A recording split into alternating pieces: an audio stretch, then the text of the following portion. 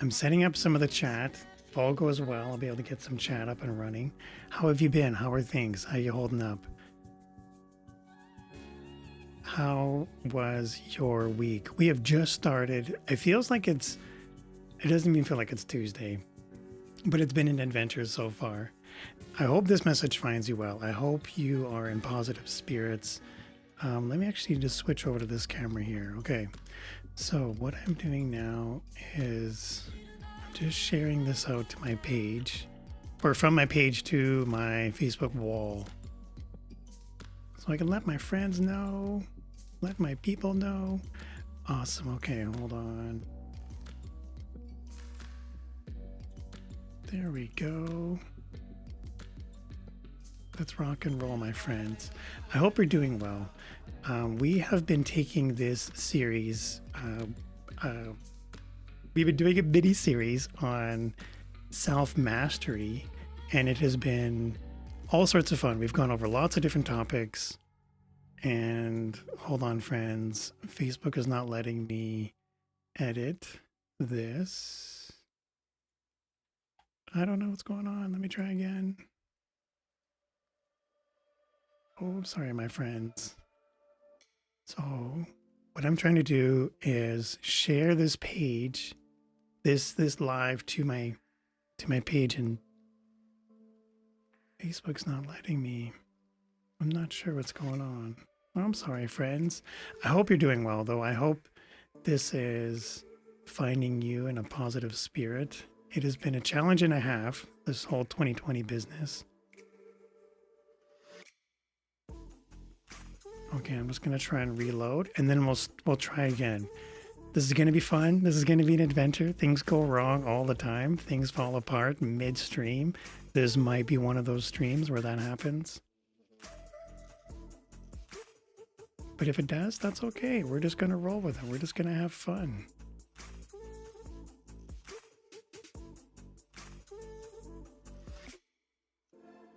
Okay, hold on. Let's go back. And we will try and share this out. I really am not too sure why Facebook's not letting me share this. I was having a hard time loading this earlier today too.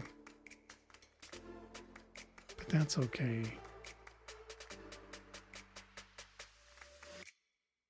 Okay.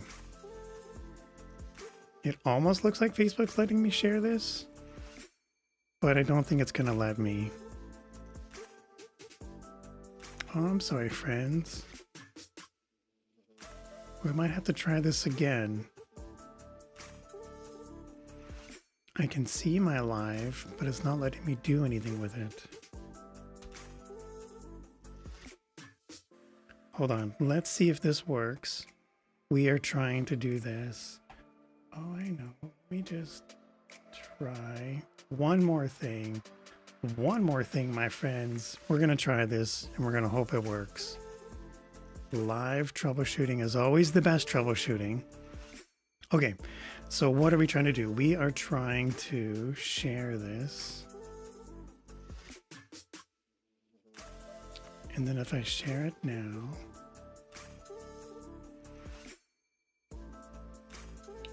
There we go. Okay, I think it worked. I think it shared.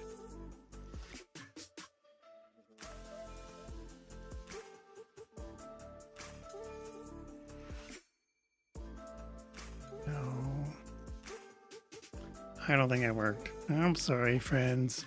Okay, so what are we trying to do? We are trying to edit this, and we are trying to share it out. Oh, I think it's working now. Facebook is letting me edit.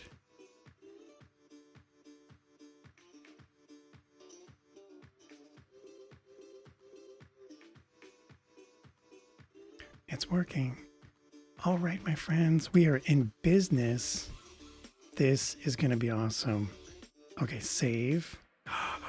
It's working. I'm so excited. Okay. Now that this is up and running.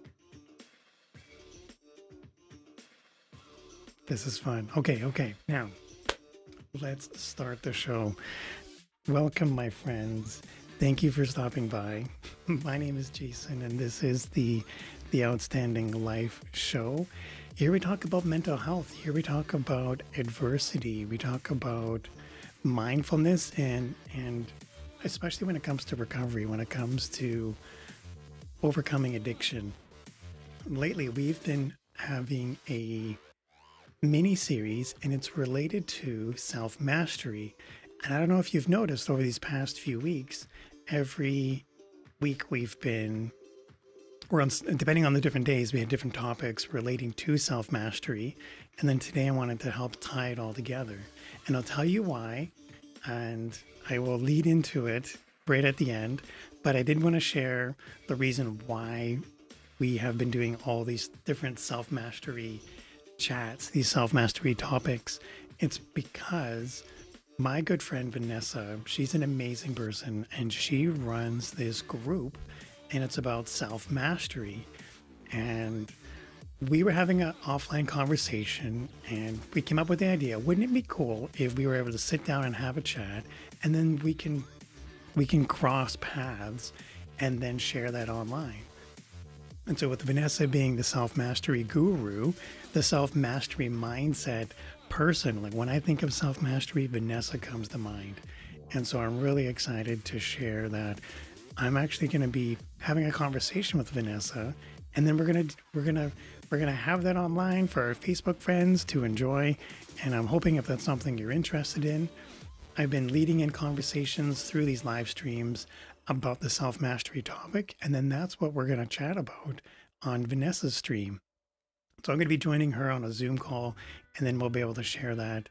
And I put a link up above, or it's in the description, in case you wanted to go and watch it. Again, it hasn't happened yet. It's a part of her group, but it's something that she shares with everybody. And I think that's awesome. I think Vanessa has a lot of great work that she's doing. My niche, my area, my special focus is from the mental health side. It's from when it comes to addiction and when it comes to mindfulness.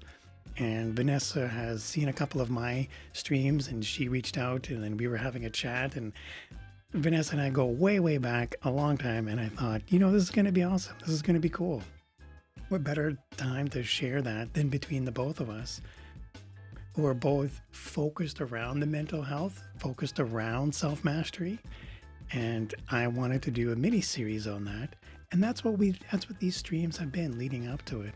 So if you're new here, if this is the first time you've seen anything related to mental health or with my streams, or this is the first time you're chatting, hey, welcome.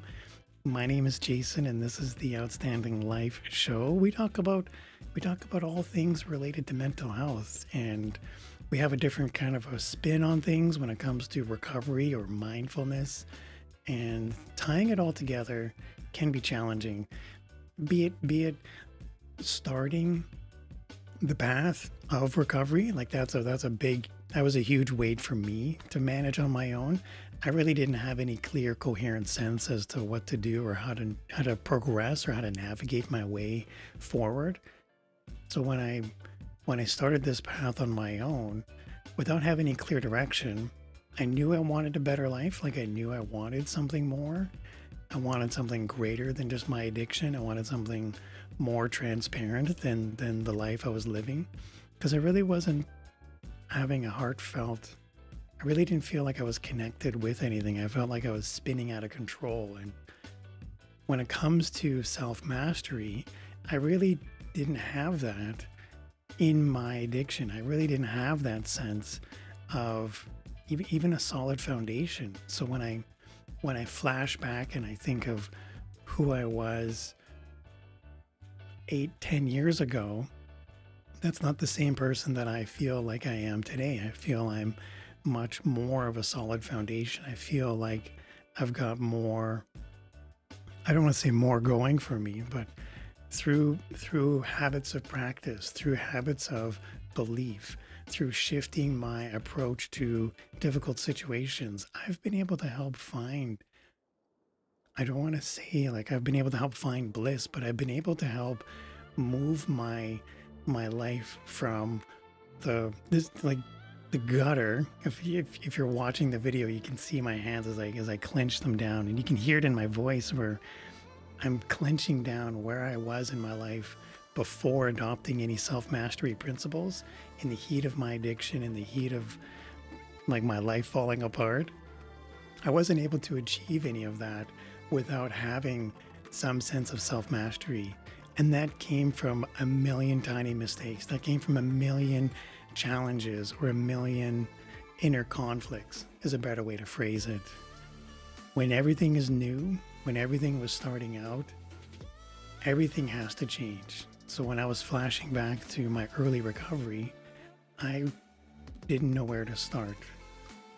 When I reached out for help, when I reached out and I got that support, when I admitted that I had a problem, when a habit became a problem and I got that support, I was able to help start paving the way towards self-mastery.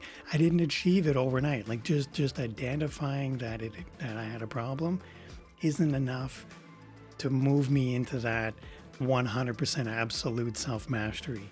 No, it's like a muscle. It's something I have to practice, and I still continue to practice today, where I do admit that I have to come to terms with that in my ego, where I'm able to separate myself, separate my ego, look beyond the challenge that I'm facing, and admit that I've bitten off more than I can chew, or I'm in a situation that's outside of my comfort level, and I can tap out and I can reach out for help. I can reach out and say, hey, you know what? I'm not feeling 100% with this. Or, hey, you know what? My addictions have gotten the better of me, and I'm not able to keep going. I don't know what to do, but I want to change. So when I reached that point, when I crossed that level, I was now in a position where I can start entertaining what self-mastery is. I can move forward in a light that's much more fulfilling rather than fear. Like, fearful living is not really living. White knuckling my way through life is not a good way to move forward. That's not how life was intended to be. That's not how things are going to transpire. That's not what I want my life to become. So when I reached out for help, when I got that extra assistance I needed, I was now able to move forward in a direction of progress. I was now able to get that help and support I need. I was now able to start appreciating what I came to know as my higher power, when I came to start attending meetings and going to groups and consistently, I want to say habitually, forming a solid foundation where I can trust and I can believe in myself. I can form good habits, eating healthy, forming a supportive community.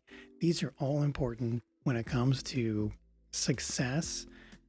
Those are generally important anyways, but when it comes to tackling the sensitive topic about adversity, about challenges, when it comes to battling that mental health, it's too easy to give up. It's too easy to throw in the towel. It's too easy to admit defeat, something I had done time and time again. And I wasn't in a position to fully appreciate what that was. I didn't appreciate how much support I had in the treatment center when I was there until I had completed treatment and I left that safety bubble, that safety net, and is living with 50 guys, living with others who are also on the journey.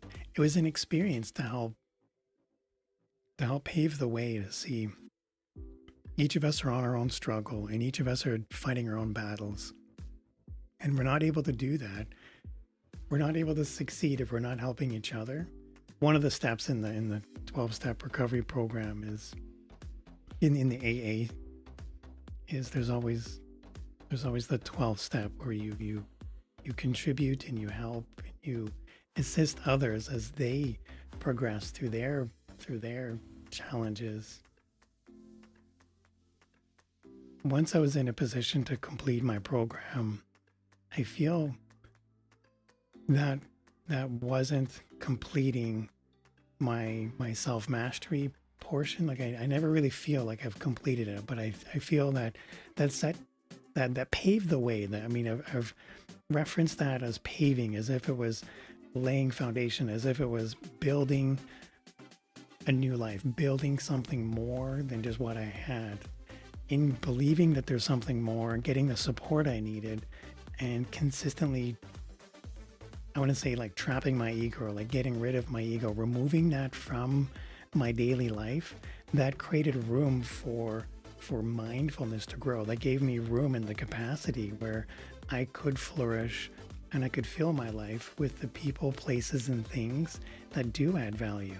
By removing alcohol and other drugs, that's always a shocker. But when you fill it with support, when you fill it with kindness, when you fill it with gratitude, these are all things we've talked about before in previous videos, but these are all micro shifts, like micro changes that add up. You know, if it's something small, like it's 1% of a shift, and another one is 3%, and another one is 7%, you know, these small tiny shifts add up into a large chunk until pretty soon you're making a 20% jump in the right direction. Am I 100% on the right direction? Maybe not. Maybe not on day one. Maybe not on day 2 or week 9. Maybe it's going to take me a few years. And it did take a lot of continuous progress, chipping away at that 1%, consistently showing up, consistently changing, growing, being curious about myself, my steps, my progress, my ego, I want to call it my inequities, like we always have our shortcomings, and those are continuous. Those are always going to be part of our life.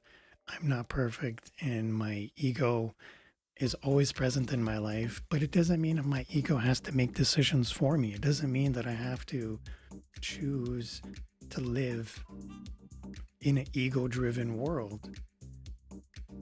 One of the things that I appreciate the most about my recovery, about what I've learned in my 12-step program, is I can choose to live a gratitude-first life. And what I mean by that is I can choose to have gratitude start my day.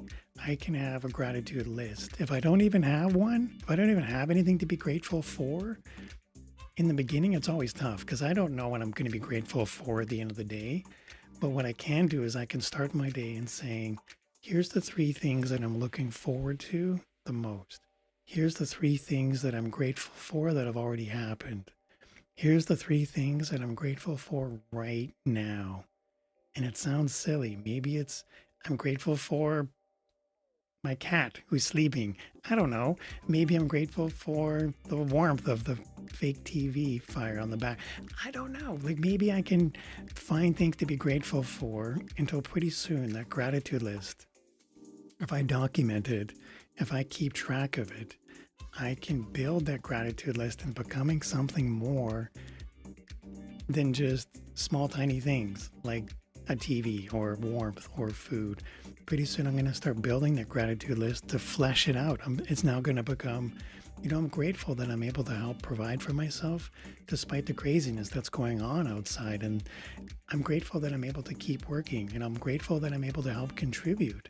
I'm grateful that I'm able to help find self-worth through continually showing up for you, my community.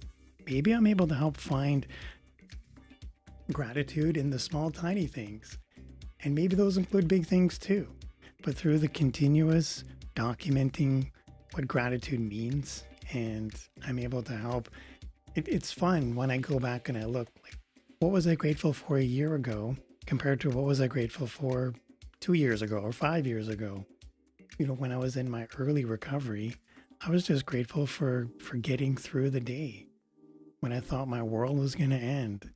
And I thought my friends and family would reject me. And I felt like nobody would care for somebody that's an addict, and nobody would take the time to trust somebody that's an alcoholic. These are twisting thoughts where I lived in those moments with those decisions and those fears and that anger. It would live in me and breathe. If I let it sit there, it will grow. And I can choose to let it grow, or I can start to shift that, and I can start practicing self-mastery by choosing a better life. by filling my life with the people, places, and things that do contribute to my growth, that want me to grow. And that means removing things that are not adding value. That means drawing the line in the sand and saying no more. Maybe that means maybe that means I needed to shift careers, or maybe that means I need to leave a bad relationship, or maybe that means I need to make new friendships. I don't know what that means, but I know the practice of self-mastery. And this is where I started to shift away from me, and moving away from that selfishness. And I started looking for things that would, when I remember I went to this Tony Robbins event. It's one of those ones where you like walk across fire, like you see it on TV and like on YouTube and stuff.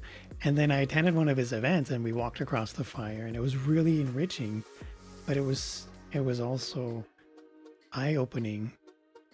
The things I thought were adding value to my life were not the things that I was fulfilling my life with. And as soon as I started to shift what those things are, once I started removing and kicking out all the things not adding value, I was able to have the room. We mentioned earlier about having the capacity to grow. And by removing a lot of the things that were not adding value, I found through this Tony Robbins exercise, I was able to appreciate that growth and contribution were the most rewarding parts of my life. As long as I'm continually growing and as long as I'm continually contributing, that put me in a position of gratitude. That put me in a position where I would want to strive for more. It's very different than, say, my ego, which wanted certainty and significance. And while these things are appreciative, like I can appreciate that wanting to be certain, and I can appreciate wanting significance, but I'm not going to gain significance through just absorbing. Like I'm just usurping. If I'm just soaking and taking, I'm never giving, I'm never going to feel that sense of reward, of contribution. This was the shift where I wouldn't have been able to do that if it wasn't through the tiny micro changes. If it wasn't for taking those micro changes earlier on, I wouldn't have made the decision to go to the Tony Robbins event. And if I didn't go to the Tony Robbins event, I'm sure I would have eventually come to these ideas later on. But I couldn't have done it without making these tiny changes along the way. So is self-mastery something that I arrive at? Or is self-mastery something that is continually happening every day? I fully believe that I can never really achieve self-mastery, but I do believe that self-mastery is something that every day I'm working on, be it the tiny micro changes, or maybe it's life-altering decisions. Self-mastery is a part of it. And so when I think of self-mastery, when I think of why it's important to me, I look at where my life was years ago in the heat of my addiction, and I look at where I am now. When I start to feel down, when I start to feel sad, when I start feeling those hungry, angry, lonely, and tired, those emotions we've talked about before, as soon as I feel those hungry, angry, lonely, tired, I start to, the chickadee check myself before I wreck myself. I focus on what part of me is feeling that emotion, what part of me is, if I can identify where that emotion is coming from, I can help pave a better tomorrow by identifying why I'm feeling that emotion today. That doesn't change the emotion in itself. We've talked before about we talked before about happiness by itself doesn't change anything. Being positive that I'm broke doesn't make me any less broke. I'm going to have to want to do something about it. I'm going to have to move forward in some positive direction into something much more constructive. If I'm upset about something, what part of me is feeling upset? So identifying my emotions and mapping out my experiences. Yes, those experiences are going to happen, but those experiences don't have to drive my decision-making process. I don't have to live in a knee-jerk response world. I don't need my ego to drive me into any more trouble than I already did get in. What I can start to live my life with is that sense of gratitude, that sense of inner candle flame we talked about, while it never flickers despite the craziness, I can start to practice daily patience and daily peace. If you've watched the shows, these episodes in the past, you've heard me talk about the calm.com app, where I have the daily meditations where they have small 5-10 minute micro meditations. If you can think of if you can think about it, there's a meditation about it. So calm.com is a great resource. I'm really appreciating having that sense where if I'm feeling an emotion and I notice that I'm getting anxious, or if I have the spider senses where I notice that I'm getting angry, or if I can sense my ego creeping up, then I'm able to stop, to take a minute and say stop, take a step back, practice self-mastery, appreciate the moment for what it is, identify what part of me is feeling that, and then maybe start asking questions. What can I do to help mitigate this in the future? And what can I do to help change the narrative? And I'm not saying change my perspective to change my life. Maybe I can ask myself larger questions. So if I'm in a conversation with somebody and they're let's say they're angry at me, did I do anything that caused them to be angry? And what can I do to help prevent that in the future? Maybe I need to be more transparent in the future. Maybe I need to be less ego driven. Maybe that means owning up to responsibilities or being forthcoming. Is there any, even if it's, what is it? Let's say there's in 100%, and if you imagine there's a conversation between two people, and let's say it's 99% their fault while we're having the conversation, and there's 1% mine, I can own up to that 1%. That's what I mean, where if there's any ounce of ownership, maybe I need to practice that, even in the smallest sense. It doesn't need to be an argument. It doesn't need to be a difficult conversation. We can still have a conversation and have it still be rewarding. It can still be a growth opportunity. So when it comes to self-mastery, when it comes to diving into why it's important to me, all of these tiny changes are cumulative and they add up to an outstanding, fulfilling life. So when I think back of the enriching experiences that I've been able to walk away with, like the Tony Robbins event, like changing careers, moving to a different place, starting a whole new life, getting a fulfilling, heartfelt connection with my friends. And despite the craziness that's out there, despite how challenging it's been in the past 12 months, I can feel assured that come what may, there's skills that you learn along the way. There's growth opportunities to help shift me into whatever the next gears are going to be, whatever the next year is going to be. It's important to maintain that self-mastery. If I've been able to navigate the past 8 years of my sobriety, I can get through these next 12 months, these next day, just like I did the past year. I'm sure 2021 is going to have its own challenges, but through these practice of beliefs, through these practices of driving my ego out and fulfilling my life with contribution and growth, 2021 sounds like it's going to be an adventure, but I'm going to be here for the ride. It's going to be fun. I hope you're going to be here too with me. I'm having fun doing these shows, and I wanted to let you know why we've been chatting about self-mastery. We have my friend Vanessa, who's doing this self-mastery group, and we had the conversation about it'd be good if we could have a live Zoom interview and a chat. So we're going to be doing that tomorrow morning. Vanessa's group, I put the link up above, or maybe it's in the comments, where it's a link to her group. We're going to be chatting there. It's going to be fun. It's first thing tomorrow morning. Her specialty is like self-mastery as a whole, which is amazing.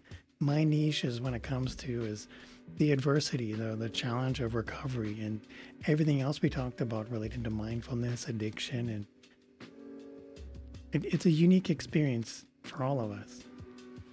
But I'm having fun sharing this, and I hope you are too. If you've enjoyed this, let me know. In the meantime, friends, I'm just going to check to see. We have people watching. Yes, we do. Thank you so much for stopping by and hanging out. I really appreciate that, my friends. In the meantime, I look forward to hearing from you in the future. If this is something you enjoy, let me know. Put the little hearts, put the comments, put the stars. But I look forward to seeing you in another video. All right, my friends, you take care. You have fun. Bye-bye.